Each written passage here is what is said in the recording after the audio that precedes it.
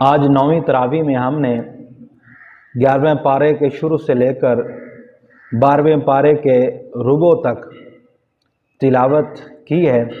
اس میں اللہ تعالیٰ ارشاد فرماتا ہے کہ بعض لوگ ایسے ہیں جو زکوٰۃ کو اپنے اوپر بوجھ سمجھتے ہیں اور نبی کے حق میں زمانے کی گردش کا انتظار کر رہے ہیں کہ موقع ملتے ہی منحرف ہو جائیں۔ ایسے لوگوں کا چکر خود انہیں پر مسلط ہے۔ اللہ سب کچھ سنتا اور جانتا ہے۔ وہ مہاجر اور انصار جنہوں نے سب سے پہلے دعوت اسلام قبول کی، وہ نیک لوگ جو ان کے پیچھے آئے، اللہ ان سب پر راضی ہوا اور ان کے لیے جنت کی بشارت ہے۔ اس کے بعد مسجد ضرار کا ذکر ہے جسے منافقین نے مسلمانوں میں نفاق پیدا کرنے کے لیے بنایا تھا۔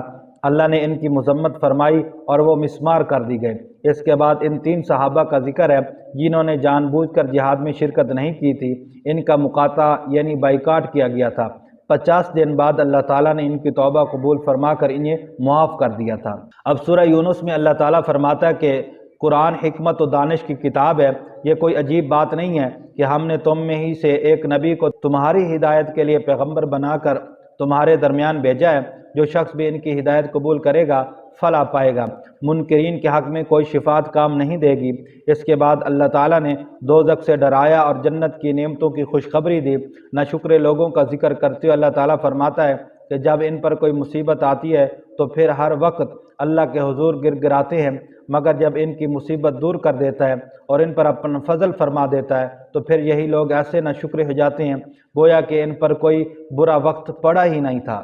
اللہ تعالیٰ کا ارشاد ہے کہ قرآن کوئی ایسی کتاب نہیں جو بغیر اللہ کی وحی کے کسی نے خود تصنیف کر لی ہو، اور اگر اے لوگو تم کو ایسا شک ہے تو اس جیسی ایک صورت ہی بنا لاؤ اور اپنی مدد کے لیے اللہ کے سوا جسے چاہے بلا لو، یقیناً تم کامیاب نہیں ہو سکتے۔ اے نبی آپ لوگوں سے کہہ دیں کہ تمہارے پاس تمہارے رب کی طرف سے حق آ چکا ہے۔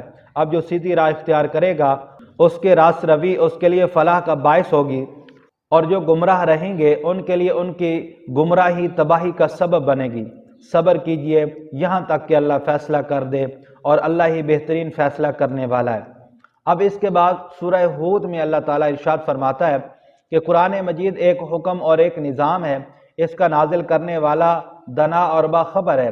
کسی غیر اللہ کی بندگی نہ کرو، بندگی کے لیے صرف اللہ کی ذات واحد ہے، اور اللہ کا نبی اللہ کی طرف خبردار کرنے والا اور خوشخبری دینے والا ہے۔ منکرو تم اپنے کیے کی معافی چاہو اور اللہ کی طرف لوٹ آؤ، ورنہ تم کو ایک ہولناک عذاب کی تنبیہ کی جاتی ہے۔ زمین پر چلنے والا کوئی جانور ایسا نہیں جس کا رزق اللہ کے ذمے نہ ہو۔